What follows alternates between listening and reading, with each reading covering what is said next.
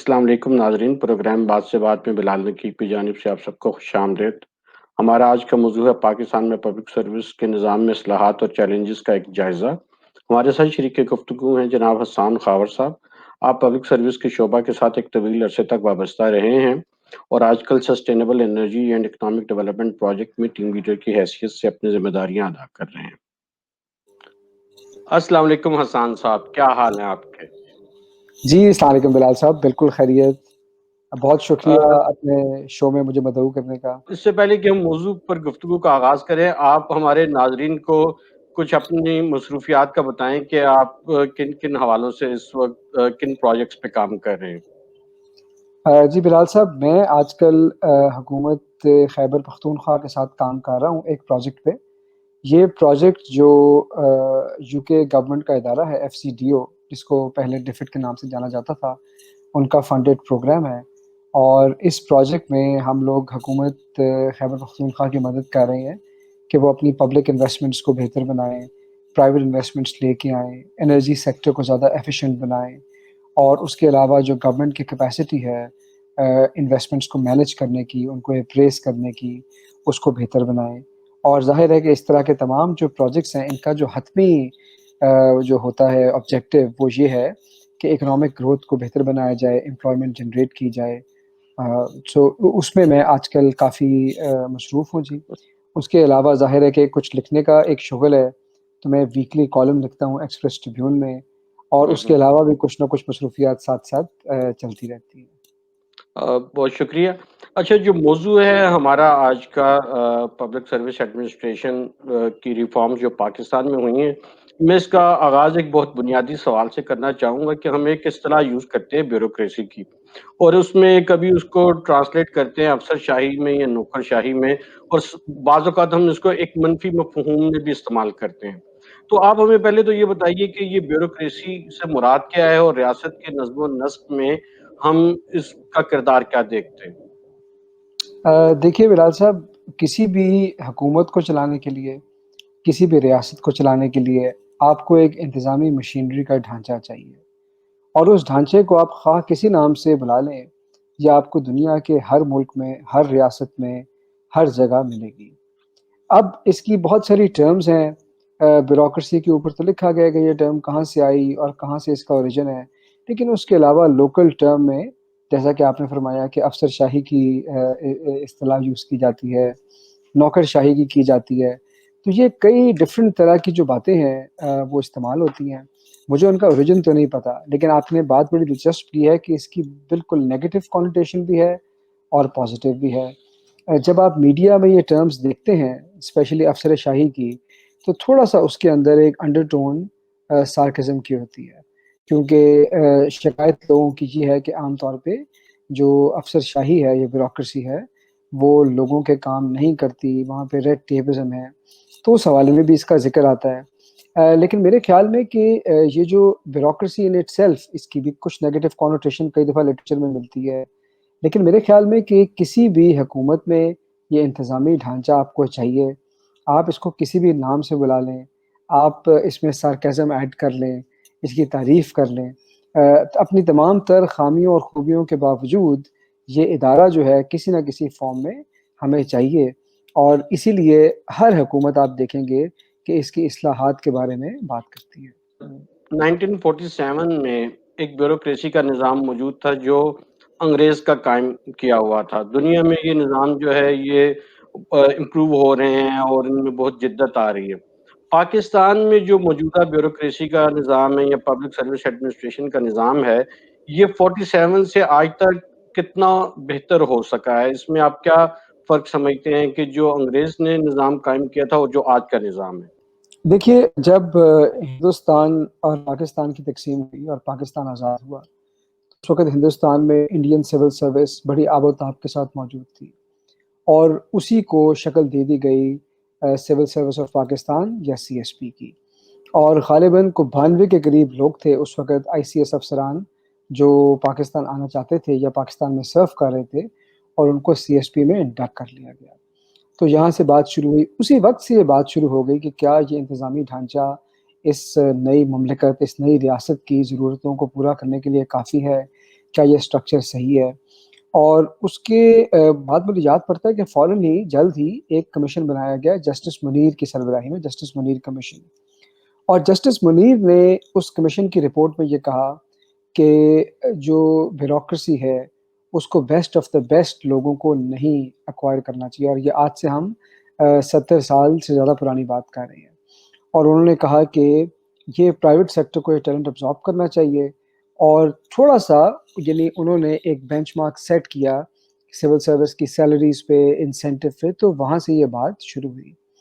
پھر آپ تاریخ کے اوراق پلٹتے جائیں اور آپ دیکھیں گے کہ ہر آنے والے حکمران نے کچھ نہ کچھ سول سروس ریفارم کے حوالے سے کام کیا ہے۔ اچھا، انٹرسٹنگلی جب بھی یہ لوگ آتے ہیں، کوئی بھی نیا حکمران، کوئی بھی نئی گورنمنٹ، تو کچھ گلا شکوہ شروع ہوتا ہے، اس کے بعد پھر ان کو سمجھ آتی ہے کہ ہمیں بیوروکریسی کے ساتھ مل کے کام کرنا ہے، پھر کئی دفعہ انسینٹیوز اور کمپنسیشن اور پے ریفارمز کی بات بھی ہوتی ہے۔ لیکن ایوب خان صاحب کی جب حکومت آئی تو میرے خیال میں غالباً 3,000 لوگوں کو نکالا گیا نوکری سے۔ جب یحییٰ خان برسر اقتدار آئے تو 303 افراد کو نوکری سے برخاست کیا گیا، اور جب بھٹو صاحب آئے تو پھر میرا خیال ہے کو 1300 افراد کو نوکری سے نکالا گیا۔ تو ہر دفعہ جب یہ حکمران آئے تو انہوں نے یہ سمجھا کہ بیوروکریسی شاید بہت انڈیپینڈنٹ ہے، اور اس کو اپنی ڈگر پہ چلانے کے لیے انہوں نے اس کو ایک جھٹکا دیا۔ لیکن میں سمجھتا ہوں کہ جو سب سے بڑے اصلاحات آج تک سول سروس میں آئے پاکستان کی ہسٹری میں، وہ بھٹو صاحب کے زمانے میں آئے، اور اس سے پہلے 1970 میں ایک کمیشن بنا تھا، پے کمیشن، ان کی سفارشات کے اوپر یہ جو 22 گریڈ کا نظام ہے یہ اس وقت عمل میں آیا، اور بھٹو صاحب نے پھر سی ایس پی کا نام ختم کر کے ڈسٹرکٹ مینجمنٹ گروپ بنایا۔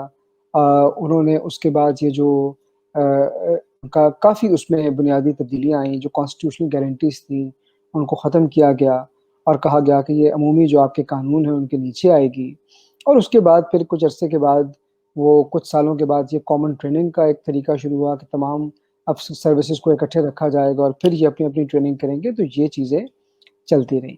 اس کے بعد جو کچھ بنیادی تبدیلی سول سروس کی آئی، اچھا اس میں اب تھوڑا سا ہمیں یہ واضح کرنا پڑے گا کہ سول سروس ایک بہت بڑا کانسیپٹ ہے، لیکن عام طور پہ لوگ Pakistan administrative service, district management group جس کو پہلے کہا جاتا تھا، جو پہلے سی ایس پی تھی، اس کے کانٹیکس میں اس کا ذکر کرتے ہیں۔ اور جب آپ اس نیرو ڈیفینیشن پہ چلتے ہیں تو 1996 میں جب کورٹ کا ڈیسیجن آیا اور جوڈیشل میجسٹریٹس اور ایگزیکٹو میجسٹریٹس کو الگ کیا گیا، تو وہ بہت بڑا مائل سٹون تھا، separation of judiciary and executive.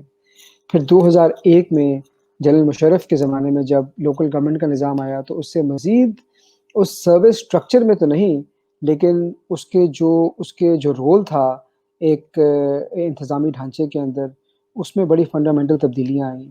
اس کے بعد پھر national commission of government reform form کیا گیا، ڈاکٹر عشرت اس وقت اس کو ہیڈ کر رہے تھے، انہوں نے ایک نیشنل ایگزیکٹو سروس کا خاکہ بھی دیا، پھر ہمیں پتہ ہے کہ 10-12 سال اس پہ کچھ نہیں ہوا، اور جب یہ حکومت آئی عمران خان صاحب کی تو انہوں نے دوبارہ ایک انسٹیٹیوشنل ریفارم سیل بنایا، اور ڈاکٹر عشرت اس کو ہیڈ کرتے ہیں، اس کے علاوہ ایک کیبنٹ کمیٹی بھی تشکیل دی جس کو شفقت محمود صاحب ہیڈ کرتے ہیں، اور اس کے علاوہ لاتعداد پے اینڈ پینشن کمیشن آئے، جسٹس کارنیلیس کی سربراہی میں مشن آیا، کمیشن بنا، اور لاتعداد احسن اقبال صاحب نے ایک کمیٹی بنائی۔ تو کہنے کا مقصد یہ ہے کہ جب آپ پچھلے 70 سال پہ نظر دوڑاتے ہیں تو آپ یہ دیکھتے ہیں کہ لاتعداد اصلاحات کی کوششیں ہوئیں، لاتعداد پے اینڈ پینشن کمیشن بنے، لیکن جو سول سروس کا ڈکے ہے وہ پچھلے 70 سال میں بڑھتا گیا ہے۔ 1960 میں اسی انتظامی ڈھانچے نے پاکستان کی ترقی میں کردار ادا کیا۔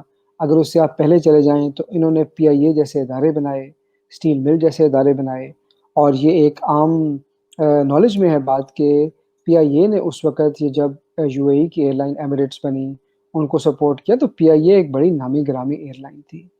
اور اب آپ جب ملک کو اپنے دیکھتے ہیں تو ہماری اسٹیٹ اور انٹرپرائزز کا حال آپ کے سامنے ہے، ہمارے پاور سیکٹر کا حال ہمارے سامنے ہے، تو دیکھیں بیوروکریسی کی جو پرفارمنس ہے وہ ملک کی پرفارمنس سے آپ اس کو جج کر لیں۔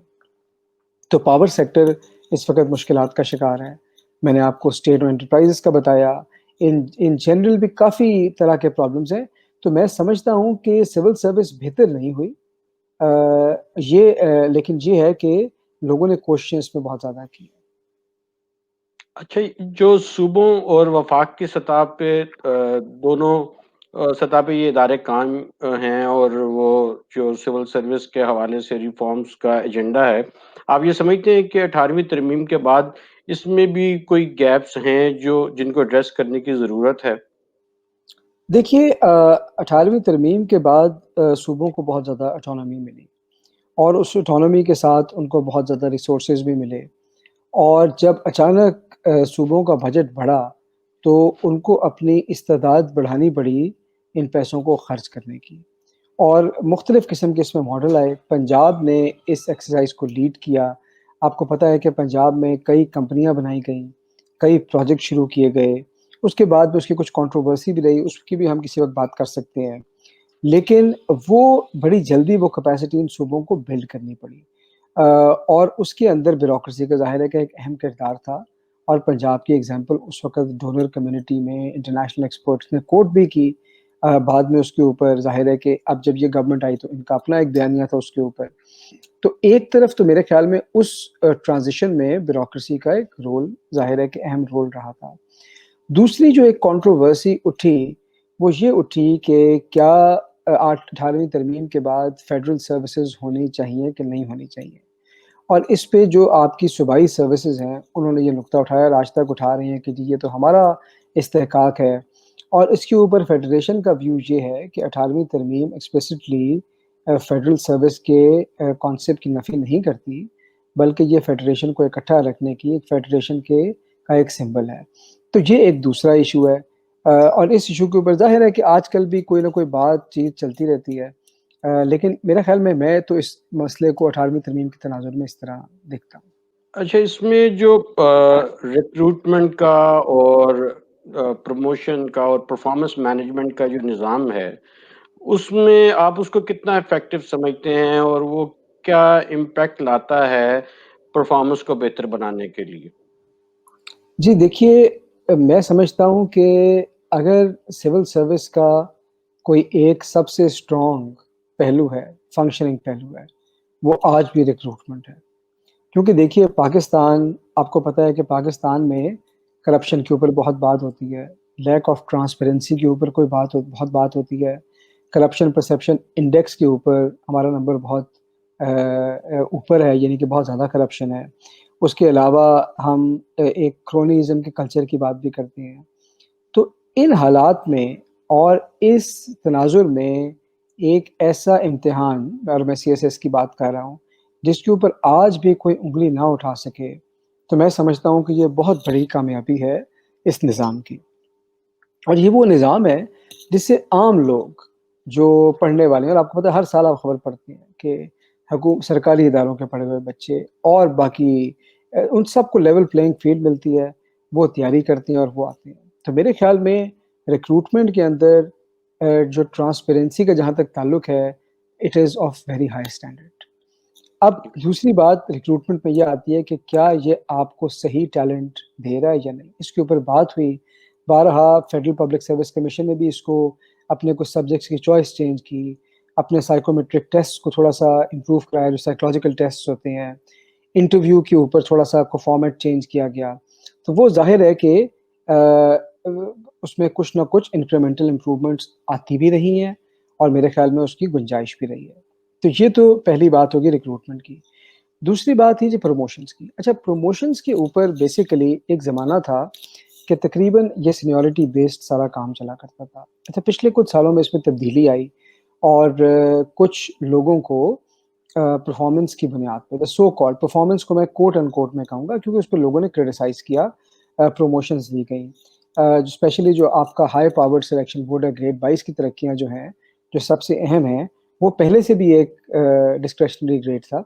तो उसके अंदर कई लोगों के नाम निकाले गए और फिर उस पे बातें हुई कि जी आपने इंटेलिजेंस रिपोर्टों की बुनियाद पे ये किया, आपने जनरल रेपुटेशन की बुनियाद पे किया, इसके पीछे कोई लॉजिक नहीं था। कोर्ट्स में केस हुए, कई बोर्ड्स के डिसीजन वापस हुए। तो उसके बाद अब मेरा ख़्याल में कि एस्टेब्लिशमेंट डिवीज़न ने प्रमोशन रूल्स नोटिफ़ाई किए हैं और उसके अंदर कोशिश की गई है कि इन चीज़ों को ऑब्जेक्टिफ़ाई किया जाए। ये किस हद तक कामयाब रहते हैं, ये आने वाला वक़्त बताएगा। क्या हमारा प्रमोशन का निज़ाम ٹھیک ہے؟ میں سمجھتا ہوں نہیں، اس میں بہت امپروومنٹ کی گنجائش ہے، کیونکہ دیکھیے ہمارا ہمارے سسٹم میں ایک ہے ایکٹ آف اومیشن اور ایک ہے act of commission. Act of commission یہ ہے کہ اگر میرے سے غلطی ہو گئی تو میں پکڑا جاؤں گا، اور مجھے پکڑنا آسان ہے کہ جی آپ نے کرپشن کی ہے، انیفیشنسی تھی، آپ کا بنائے ہوئے پروجیکٹ نہیں چل سکے، آپ کے ڈیسیجن غلط تھے، تو آپ مجھے پکڑ سکتے ہیں۔ لیکن اگر میں یہ فیصلہ کر لوں کہ میں نے کوئی کام نہیں کرنا، میں نے اپنی انگلی نہیں اٹھانی، تو پھر آپ مجھے نہیں پکڑ سکتے۔ اچھا، ایک ایسے ماحول میں جہاں اکاؤنٹیبلٹی کی بات بہت زیادہ ہوگی، اور جہاں پہ اکاؤنٹیبلٹی کے جو پیرامیٹرز ہیں وہ ذرا ویگ ہوں گے، تو وہاں پہ اکاؤنٹیبلٹی کو پولیٹیکل سکور سیٹلنگ کے لیے یوز کرنا کافی آسان ہو جاتا ہے۔ تو میں اگر اپنے آپ کو ایک بیوروکریٹ کے شوز میں رکھوں، اور میں یہ سوچوں کہ اگر میں انیشیٹو لوں گا، کام کروں گا، کنسیڈرنگ کہ میں نیک نیت ہوں، اگر تمہیں بد نیت ہوں پھر تو بات ختم ہو گئی، اگر میں نیک نیت ہوں تو پھر میرا انسینٹیو کیا ہے؟ تو میرا انسینٹیو یہ ہوگا کہ اگر میں کام کروں گا تو غلطی کی گنجائش ہوگی، اور اگر غلطی کی گنجائش ہوگی تو میں پکڑا بھی جاؤں گا۔ تو کیوں نہ عزت سے زندگی گزارو، چھوٹی موٹی فائلیں آگے پیچھے کرو، اور اپنی آگے چلو۔ اچھا، اس کا تعلق پروموشن کے نظام سے ہے، کیونکہ جب پروموشن بورڈ آپ کا بیٹھے گا تو وہ کہے گا کہ آپ کے خلاف اینٹی کرپشن کی کتنی انکوائریز ہیں، آپ کے خلاف نیب کی کتنی انکوائریز ہیں، آپ کے بارے میں کنٹروورسیز کتنی ہیں، آپ خبروں میں کتنی آئے، آپ کی جنرل ریپوٹیشن کیا ہے۔ تو یہ ساری باتیں اگر ایک ایسا شخص جو کام نہیں کرتا، وہ اس سسٹم میں سے بہت سموتھلی سیل تھرو کر جاتا ہے۔ جو رک جاتے ہیں اس کے اندر ظاہر ہے کہ بدنیت لوگ بھی ہوں گے، ایسے لوگ بھی ہوں گے جو کرپٹ ہے، پر ایسے لوگ بھی ہوں گے جنہوں نے جینوئن غلطیاں کی۔ مثلا میں آپ کو ایک بتاؤں کہ پچھلے دنوں انہوں نے ایک پرانے بڑے سینئر بیوروکریٹ تھے، retired chairman P N D پرانے پنجاب کے، ان کو پکڑ لیا اور انہیں کہا کہ جی آپ نے فلانی میٹنگ کے اندر یہ ڈیسیجن لیا تھا۔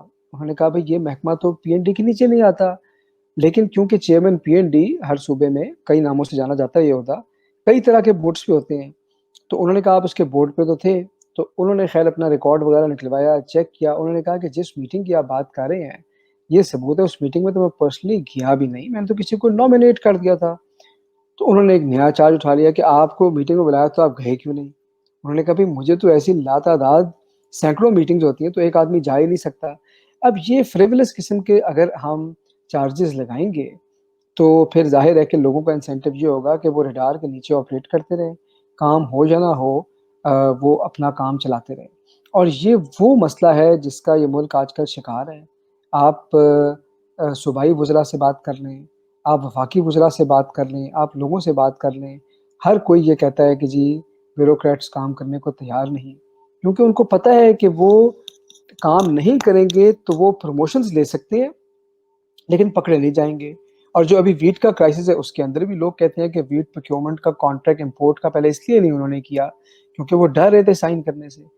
تو پروموشن کا نظام ہمارا کافی حد تک ڈس فنکشنل ہے۔ اب جی۔ تیسری بات آپ نے اس میں پوچھی پرفارمنس مینجمنٹ۔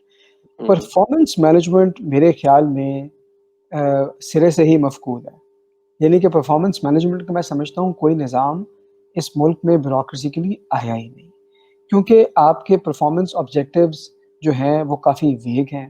اس میں لوگوں نے کوشش کی لیکن میں سمجھتا ہوں کہ وہ زیادہ ایکیڈیمک ایکسرسائز ہے۔ جس طرح فائنانس ڈپارٹمنٹ منسٹری جب اپنا بجٹ بناتی ہے تو وہ آؤٹ پٹ بیس بجٹ بناتی ہے، وہ ہر منسٹری کے کے پی آئیز بناتی ہے، پھر وہ دیکھتی ہیں کہ یہ کے پی آئیز ہوئے کہ نہیں ہوئے۔ بیچ میں پرفارمنس کانٹریکٹنگ کی بات بھی ہوئی، لیکن ہمارا ملک جو ہے نا، دیکھیں یہ ایک والیٹائل ملک ہے، اس میں لمحہ بلمحہ حالات چینج ہوتے ہیں۔ اگر میں وزیر اعظم ہوں تو میں ایک سال پہلے اس ملک میں کے پی آئی سیٹ ہی نہیں کر سکتا، کیونکہ یہ ملک تو فائر فائٹنگ پہ چل رہا ہے۔ ایک دن میرا ایجنڈا ہاؤسنگ ہو سکتا ہے، اگلے دن کورونا آ گیا تو کچھ اور ہوگا، پھر کہیں سے ایک مجھے پولیٹیکل پریشر آیا تو ہو سکتا ہے میں اکاؤنٹیبلٹی میرا بن جائے، تو وہ چینج ہوتا رہتا ہے۔ مثلا اگر آپ پاور سیکٹر کو اٹھا کے دیکھ لیں اور پچھلے ایک دو سال کے اندر پرائرٹیز دیکھ لیں کہ بارشیں آئیں تو کراچی کا مسئلہ بن گیا، اس کے بعد کوئی اور بات شروع ہو گئی، پھر ٹیرف کی بات ہوئی کہ جس کو یونیفارم کیا جانا ہے، اب وہ تابش گور صاحب آئے ہیں اور میں ویسے ان کی بات سے ایگری کرتا ہوں کہ وہ کہتے ہیں یونیفارم ٹیرف کی پالیسی نہیں ہونی چاہیے، پہلے ڈسکوز کو ایفیشینٹ بنانا تھا، اب ڈسکوز کو پروونسز کو دینا ہے۔ تو اگر سال پہلے آپ نے ایک کے پی آئی पावर सेक्टर का सेट किया होता है कि आपने यूनिफॉर्म टैरिफ पॉलिसी लेके आने हैं, और आज आप कहते नहीं आपका केपीआई तो ये है कि आपने यूनिफॉर्म टैरिफ को ख़त्म करना है, तो ये मुल्क तो इस कशमकश का शिकार है। अच्छा, फिर अगर आप समझें कि सेक्रेटरी प्राइवेटाइजेशन कमीशन है, आप उन्हें कहें कि भाई आपका काम है कि आपने इन 3 इदारों को प्राइवेटाइज करना है, यही केपीआई होगा ना उनका। तो वो जब लेके जाएँगे तो अगर कैबिनेट का हौसला ना पड़े करने का, अब आपने वो जो रूज़वेल्ट होटल है वो बंद कर दिया, और उसके ऊपर जब एलिगेशंस आई कि इसको प्राइवेटाइज़ किया जाना है और उसके पीछे कोई कॉन्स्पिरेसी है, तो हुकूमत ने बयान दिया कि जी हमने तो कोई इसको प्राइवेटाइज़ नहीं करना, लेकिन कोई प्लान भी नहीं बता रहे। तो इस तरह के हालात के अंदर, पॉलिटिकली वोलेटाइल हालात के अंदर केपीआई सेट करना, फिर उनको मैनेज करना, फिर उनको रिसोर्सेज़ देना, ये बड़ा मुश्किल है। मसलन अब आप एजुकेशन मिनिस्टर या सेक्रेटरी एजुकेशन से आप कहें कि भई आपका कॉन्स्टिट्यूशन का आर्टिकल है, आपने लोगों को फ्री एजुकेशन क्यों नहीं दी? भई उनको आप रिसोर्सेज़ उतने देंगे तो वो फिर आप उनसे पूछ सकते हैं। तो रिसोर्सेज़ की कहानी भी है। तो परफॉर्मेंस मैनेजमेंट मेरे ख़्याल में ब्यूरोक्रेसी का दुनिया भर में ही मुश्किल काम है, लेकिन पाकिस्तान के अंदर मेरे ख़्याल में इट इज़ टोटली नॉन एक्जिस्टेंट। अच्छा, परवेज़ मुशर्रफ के ज़माने में भी और फिर बाद में शहबाज शरीफ के वक़्त में भी बहुत सारी प्राइवेट कंपनियाँ और नीम सरकारी इदारे बनाकर उनके ज़रिए मेगा प्रोजेक्ट्स को इम्प्लीमेंट किया गया। तो क्या इसकी वजह जो है वो ब्यूरोक्रेसी में सलाहियतों का फुक़दान है या इंसेंटिव्स का ना होना है? हमें क्यों इतनी ज़्यादा तादाद में ये कंपनियाँ रजिस्टर करने की ज़रूरत पड़ती है? जी देखिए, ये बेसिकली मैं आपको बताता हूँ। मेरा नहीं ख़्याल कि ब्यूरोक्रेसी में सलाहियतों का फुक़दान इसकी वजह थी, क्योंकि जब ये कंपनियाँ बनाई गईं, तो इसमें ज़्यादातर ब्यूरोक्रेट्स ही टॉप पोज़ीशंस पे आए, और बाज़ लोगों ने बहुत ज़्यादा इसमें अच्छा काम भी किया, बड़े-बड़े प्रोजेक्ट्स अचीव किए। तो मेरे ख़्याल में सलाहियतों का मसला नहीं था। एक मसले की तरफ तो आपने इशारा किया कि इंसेंटिव्स का ना होना था। दूसरी तरफ हमारे जो ब्यूरोक्रेसी के प्रोसीजर्स हैं, प्रोसेसेस हैं, प्रोक्योरमेंट के, बजटिंग के, रिक्रूटमेंट के, वो इतने स्लो हैं कि फ़ास्ट पेस्ड एनवायरनमेंट के अंदर ये इदारे अब काम नहीं कर सकते। इसलिए फ़ैसला ये किया गया कि कोई ऐसा स्ट्रक्चर बनाएँ, जिसमें आप एक अच्छा बंदा लाएँ, उसको इंसेंटिव दें कि वो इसमें काम करे। यानी अगर आपको एक ब्यूरोक्रेट चाहिए, आप कहते हैं भई आपको हम डीसी नहीं लगाएँगे, कमिश्नर नहीं लगाएँगे, आप इस कंपनी में आएँ। थानेदारी अपनी छोड़ के, अपनी अफ़सर-ए-शाही जिसका आपने ज़िक्र किया, उसको छोड़ के आप आएँ, तो ज़ाहिर है कि आपने उसको कोई इंसेंटिव देना है। फिर आप उसे कहते हैं कि भई आप अपना खुद, आपका बोर्ड है इंडिपेंडेंट, उस बोर्ड के अंदर आप प्राइवेट सेक्टर के लोग रखें, उनसे भी मशवरा लें, और फिर आप नहायत तेज़ी से रिक्रूटमेंट करें, मर्ज़ी की तनख्वाहों पे लोगों को रखें, पर काम डिलीवर करें। तो ये वो वजह थी, फ्लेक्सिबिलिटी, इंसेंटिव, रिस्पॉन्सिवनेस, जिसकी वजह से ये इदारे बनाए गए। अफ़सोस की बात ये है कि इन इस इदारों के अंदर ये नहीं कि ये मॉडल परफ़ेक्ट था, इसके अंदर कुछ गलतियाँ भी थी, इसके अंदर इम्प्रूवमेंट की गुंजाइश भी थी, लेकिन बहरहाल ये फ़ंक्शनल मॉडल था, और ज़रूरत इस बात की थी कि एक न्यूट्रली इसको देखा जाता कि इसकी क्या वीकनेसेस हैं, उनको एड्रेस किया जाता। लेकिन फिर कुछ उसमें पॉलिटिक्स भी थी, कुछ और बातें भी थी, फिर वो कोर्ट के अंदर इश्यू आए, तो वो उस मॉडल के ऊपर काफ़ी बातचीत हुई, और अब हाल ये है कि अब तमाम हुकूमतें ऐसी कंपनियाँ बनाने से गुरेज़ कर रही हैं, और कोशिश ये कर रही हैं कि जो कंपनियाँ मौजूद हैं, उनको भी बंद कर दिया जाए। लेकिन इसमें बिलाल साहब एक बात और है, वो ये है कि कंपनियाँ आपको एक शॉर्टकट देती हैं। शॉर्टकट उस मसले को हल करने का जो कि अपनी जगह खड़े हैं। ब्यूरोक्रेसी का इंसेंटिव का मसला अपनी जगह खड़ा है। आपके प्रोसेसेस का स्लो होने का मसला खड़ा है। इसका मतलब ये है कि अगर आपकी पॉलिटिकल लीडरशिप 2, 3, 4 चीज़ों के ऊपर फ़ोकस करती है, तो वहाँ वो कंपनियाँ बना देगी। लेकिन बाकी लातादाद जो मिनिस्ट्रियाँ और डिपार्टमेंट हैं, वो उसी जो है ना कछुए की रफ़्तार से चलते रहेंगे जहाँ काम नहीं होगा। तो ये बहरहाल एक शॉर्टकट है, और ज़रूरत इस बात की है कि इस मॉडल को मेनस्ट्रीम किया जाए, अक्रॉस द मिनिस्ट्रीज़ लाया जाए, और जो बड़े मसले पीछे खड़े हैं उनको भी हल किया जाए। अच्छा, बहुत ये चीज़ मुशाहिदे में आती है कि ब्यूरोक्रेसी पे एक सियासी असर और रसूख रहता है, उनकी ट्रांसफ़र्स भी होती हैं और ये सारे मामलात एक आम शहरी भी ऑब्ज़र्व कर रहा होता है।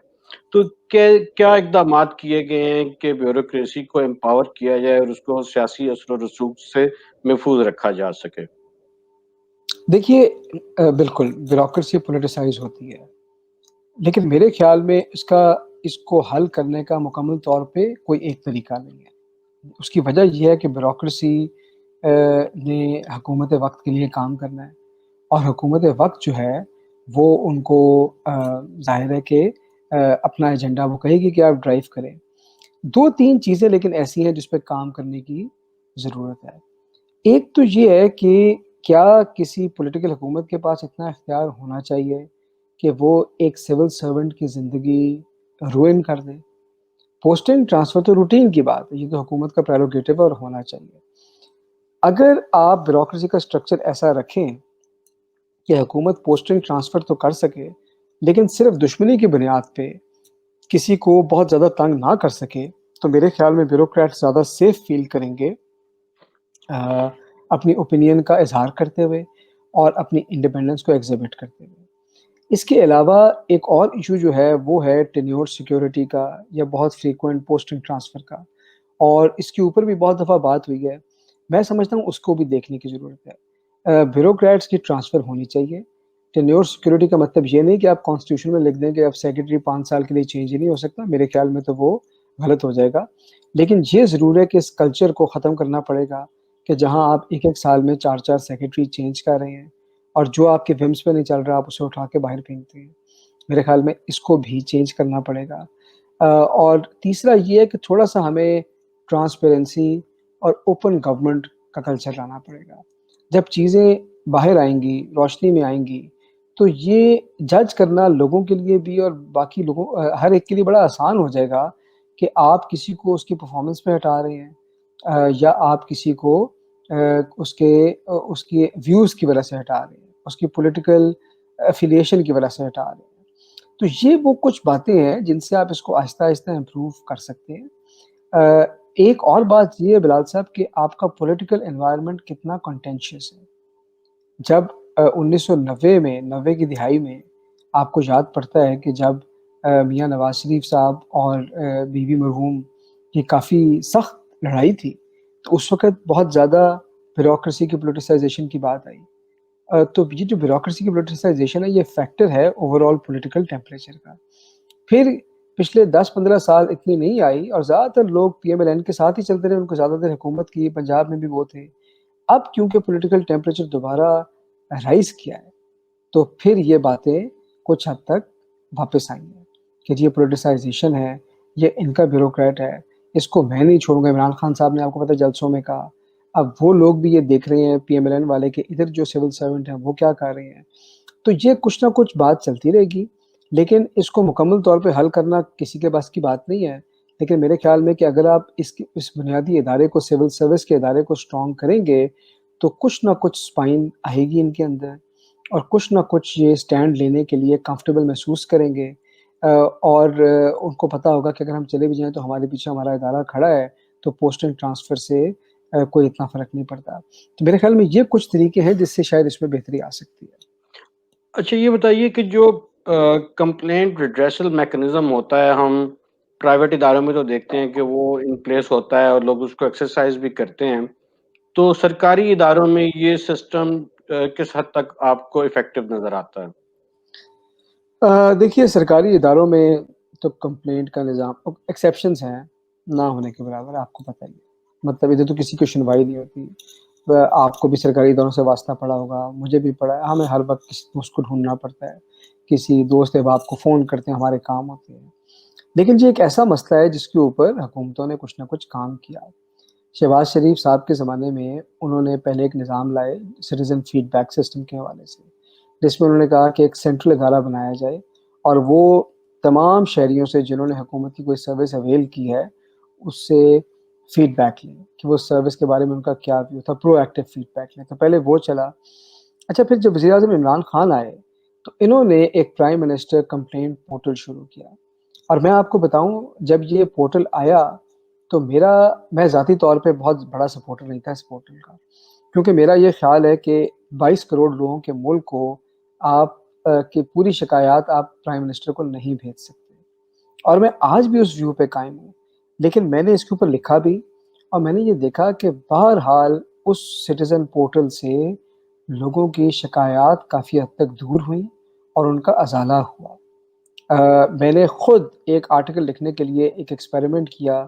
میں نے 3 ایشوز آئیڈینٹیفائی کیے لاہور میں اور ان کے اوپر کمپلینٹ فائل کی اور اس کے اوپر وہ لکھا اور اس میں سے 2 ایشوز مجھے اب یاد پڑتا ہے کہ ریزالو بھی ہو گئے. تو یہ ایک میکانزم ہے جس کو اسٹرینتھن کیا جا سکتا ہے. یہ ایک الگ بات ہے کہ اگر لوگوں کو یہاں سے ایزی ریپریو ملنے لگ گیا اور لوگ کہیں کہ جی یہ تو بڑا آسان طریقہ ہے، تو پھر شکایات کا والیوم اور کوانٹم اتنا بڑھ جائے کہ وہ سسٹم کریپل ڈاؤن کر دے. لیکن یہ ایک کمپلینٹ ریڈیسل کا میکانزم اس وقت موجود ہے. آپ بھی چاہیں تو یہ اپلیکیشن ڈاؤن لوڈ کریں. آپ کو شکایت ہے تو وہ آپ کو پورا ٹریک کر کے بتا دیں کہ آپ کی اپلیکیشن کہاں تک پہنچی ہے اور اس پہ کیا ہے. اور کچھ حد تک لوگوں کی شکایات کا ازالہ ہوا ہے، جیسا کہ میں نے آپ کو بتایا اس سے. اچھا یہ بتائیے کہ بیوروکریسی میں جو اعلیٰ سطحی پوزیشنز ہیں ان میں خواتین کی شمولیت اب کس حد تک بہتر ہوئی ہے، اور یہ جو ہراسمنٹ ایٹ ورک پلیس کی پالیسی ہے کیا اس کا بھی کوئی کنٹریبیوشن ہے کہ جس میں ایک انکریجمنٹ ملے خواتین کو اعلیٰ سطحی پوزیشنز پہ اپنا کردار ادا کرنے کے لیے؟ دیکھیے میں آپ کو بتاتا ہوں. آپ کو پتہ ہے کہ میرا بھی تعلق سول سروس سے تھا ایک زمانے میں، اور آج سے 20 سال پہلے جب میں سول سروس میں آیا تو اس وقت ڈی ایم جی کہا جاتا تھا، پی ایس کہا جاتا ہے. تو ہمارا کوئی 17 18 19 لوگوں کا بیچ تھا، اس میں صرف ایک خاتون تھی. اور آج جب پی ایس کے نئے بیچز آتے ہیں تو اس میں یہ تعداد بہت زیادہ ہے. جب ہم سروس میں آئے تھے تو اس وقت پولیس کے اندر ایک خاتون تھی جن کو جو پولیس سروس میں آئی تھیں کسی خاص سرکمسٹانسز میں، لیکن اس کے علاوہ یہ کانسیپٹ بالکل نان ایگزسٹنٹ تھا کہ خواتین پولیس سروس آف پاکستان میں سرو کر سکتی ہیں. آج لاتعداد ینگ بچیاں، خواتین، professional women, A S Ps ہیں، ایس پیز ہیں. تو میرے خیال میں ایز اے سوسائٹی ہم آگے بڑھ رہے ہیں. جب آپ اعلیٰ لیکن دیکھیں اس پروسیس کا ایک پارٹ ہے، جس ینگ پروفیشنل کو آج آپ انگیج کریں گے وہ 20 سال کے بعد اعلیٰ پوزیشن کے اوپر جائے گا. تو اگر تو اعلیٰ سے آپ کا مطلب ہے 21 22 تو پھر تو اس میں ابھی وقت لگے گا. لیکن جو پائپ لائن ہے اس کے اندر یہ حالات کافی بہتر ہو رہے ہیں. خواتین کی پارٹیسپیشن پہلے سے بہت زیادہ ہے. میرے پاس ایبسلیوٹ نمبر نہیں ہے، آئی ایم شیور کہ ابھی بھی وہ بہت کم ہوں گے اور بہت کام کرنے کی ضرورت ہے. لیکن میں کیونکہ 20 سال پہلے سے کمپیئر کر رہا ہوں، اور جہاں پہ ہم آج کھڑی ہیں یہ 20 سال پہلے انتھنکیبل تھا. ایک خاتون ڈی سی تب تک رہی تھی، عارفہ صبوحی صاحبہ تھی. میرے خیال ہے ساہیوال یا کہیں بہاڑی کی وہ ڈی سی تھی پہلی دفعہ لگی، اور ان کے بارے میں کہا جاتا تھا کہ جی واحد خاتون ڈی سی. اب تو لا تعداد ڈپٹی کمشنر پنجاب میں دیکھتا ہوں وہ ینگ بریلینٹ ویمن ہے. لاہور کی ڈی سی ایک خاتون کو لگایا گیا. تو اب تو یہ کافی عام ہو رہا ہے. جو آپ نے ہراسمنٹ کی بات کی، دیکھیں ہراسمنٹ کا ایشو ہمارے ملک میں بہت پرانا ہے، دنیا کے کئی ممالک میں ہے اور بہت ویل انٹرنسڈ ہے. یہ تو لوگوں کی اویئرنیس میں آہستہ آہستہ فرق آ رہا ہے. لیکن میں سمجھتا ہوں کہ آج بھی سرکاری اداروں میں سیکشل ہراسمنٹ کی پالیسیز، ان کے خلاف میکنزمز بہت ویک ہیں، یہ نان ایگزسٹنٹ ہیں جب آپ ان کو کمپیئر کرتے ہیں ملٹی نیشنل سے یا ڈیولپمنٹ اداروں سے. تو میرے خیال میں یہ وہ فرنٹ ہے جس پہ بہت زیادہ کام کرنے کی ضرورت ہے. لیکن میں سمجھتا ہوں کہ جیسے جیسے خواتین کی تعداد بڑھے گی، اویئرنیس بڑھے گی، یہ پریشر بھی بڑھے گا کہ ان سسٹمز کو اسٹرانگ بنایا جائے تاکہ اس مسئلے کا حل کیا جا سکے. اچھا حسان صاحب، موضوع کے حوالے سے تو ہم نے اپنے سوالات جو ہیں وہ مکمل کر لیے ہیں، لیکن ہمارا پروگرام کا فارمیٹ یہ ہے کہ ہم اپنے ہر مہمان سے 2 سوال ضرور پوچھتے ہیں. اس میں ایک سوال تو یہ ہے کہ آپ ہمیں بتائیں کہ آپ کے زیر مطالعہ کتاب اس وقت کون سی ہے، اور آپ ہمارے ناظرین کو کون سی کتاب ریکمینڈ کریں گے کہ وہ بھی اس کا ضرور مطالعہ کریں. جی میں 2 کتابیں اس وقت پڑھ رہا ہوں. ایک تو ولیم ڈیل رمپل کی کتاب ہے انارکی، اور اس کے علاوہ ایک موٹیویشنل کتاب ہے رابن شرما، میرے بڑے فیوریٹ وہ لیڈرشپ انسٹرکٹر اینڈ گرو ہیں. تو ان کی کتاب ہے دا 5 AM کلب، ان لوگوں کے بارے میں جو جلدی اٹھتے ہیں اور کیسے ان کی زندگیاں باقی لوگوں سے فرق ہوتی ہیں. میں خود 5 بجے نہیں اٹھتا لیکن میں کتاب ضرور پڑھ رہا ہوں. لیکن ایک کتاب، کیونکہ آپ نے سول سروس کی اور ریاست کے حوالے سے سوال کیے، تو میں ایک کتاب کا ذکر کرنا چاہتا ہوں. یہ ہارورڈ کے ایک پروفیسر ہیں، ان سے میں نے بھی پڑھا ہے، ان کا نام ہے لینڈ پریچٹ. انہوں نے اور میٹ اینڈریوز نے، اور شاید ایک غالباً تیسرے آتھر بھی، انہوں نے کتاب لکھی ہے بلڈنگ اسٹیٹ کیپیبلٹی. آپ اسے اگر گوگل کریں تو یہ کتاب انہوں نے فری آن لائن اویلیبل کی ہوئی ہے. آپ لوگ ڈاؤن لوڈ کر سکتے ہیں، پڑھ سکتے ہیں۔ مجھے وہ کتاب کافی پسند آئی، یہ سمجھنے کے لیے کہ ہماری اسٹیٹ کے اور دنیا میں ہماری جیسی اسٹیٹس کے کیا مسئلے ہیں اور کس طرح سے وہ حل ہو سکتے ہیں، تو وہ میرے خیال میں کافی مفید ایک کتاب ہے۔ اچھا، اور یہ بتائیے ہمیں کہ آپ نے بہت کام کے حوالے سے پاکستان میں اور پاکستان سے باہر ٹریول کیا ہے، تو آپ کو کون سی جگہ بہت پسند آئی اور آپ کا دل کیا کہ آپ وہاں پہ مستقل طور پر رہیں یا بار بار وہاں پہ جائیں؟ دیکھیے یہ تو تقریباً ہر براعظم میں ایک جگہ ایسی ہوگی جہاں میرا بہت دل کرتا ہے جانے کا۔ مثلاً اور دیکھیے کچھ تو شہر کا مزاج ہوتا ہے اور کچھ چیزیں ایسی ہوتی ہیں جو آپ کا اپنا ایکسپیرینس بڑا اچھا ہوتا ہے۔ لیکن میرے خیال میں اگر آپ جنوبی امریکہ میں دیکھیں تو مجھے ریو ڈی جنیرو بہت پسند ہے۔ اگر آپ شمالی امریکہ میں دیکھیں تو مجھے ٹورانٹو کا مزاج بڑا پسند ہے۔ حالانکہ ٹورانٹو اگر آپ دیکھیں تو نیو یارک وغیرہ سے کافی چھوٹا ہے اور لوگ کہتے ہیں یہ منی نیو یارک ہے، لیکن مجھے ٹورانٹو کا مزاج بہت، شکاگو پسند ہے۔ دو میرے ایبسولوٹ جو فیوریٹ سٹیز ہیں یورپ یا یورو ایشیا میں، وہ روم اور استنبول ہیں۔ اس کے علاوہ مجھے موروکو میں بالکل مراکش اور کیسابلانکا، سو کئی ایسی جگہ ہیں جہاں میں جانا چاہتا ہوں، لیکن میرے خیال میں یہ، but if you really have to ask me one city I would say Rome. Rome is my absolute favourite city. میں اپنے ناظرین کی جانب سے احسان صاحب آپ کا بہت شکریہ ادا کرتا ہوں، اور جیسے ہم امید کر رہے تھے یہ بہت ہی معلوماتی سیشن ہمارا آپ کے ساتھ رہا۔ بہت شکریہ بلال صاحب، بہت شکریہ مجھے مدعو کرنے کے لیے۔ مجھے بھی بہت مزہ آیا یہ باتیں کرنے کے لیے، بیکاز اس سبجیکٹ جو ہے میرے دل سے بہت قریب ہے۔ شکریہ۔ ناظرین، اس وقت تمہارے پروگرام کا وقت ختم ہوا چاہتا ہے۔ اگلے ہفتے نئے موضوع اور نئے مہمان کے ساتھ آپ کی خدمت میں حاضر ہوں گے۔ تب تک ہمیں اجازت دیجیے۔ اللہ نگہبان۔